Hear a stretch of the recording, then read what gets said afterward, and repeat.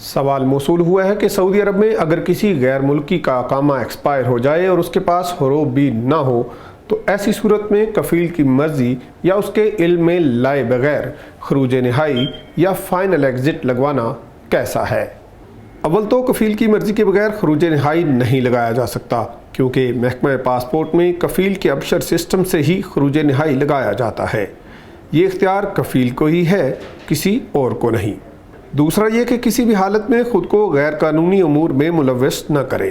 اگر آپ مستقل طور پر جانا چاہتے ہیں تو کفیل سے کہہ کر اقامہ تجدید کرائیں، اس کے بعد خروج نہائی حاصل کریں، یہی بہتر اور قانونی راستہ ہے۔ تاہم سعودی عرب میں غیر ملکی کارکنوں کے حوالے سے نئے قوانین بنائے جا رہے ہیں، جن کا اطلاق 15 مارچ 2021 سے ہوگا۔ امکان ہے کہ اس میں اس حوالے سے بھی تبدیلیاں سامنے آئیں گی۔ مزید خبروں اور تفصیلات کے لیے وزٹ کیجیے urdunews.com۔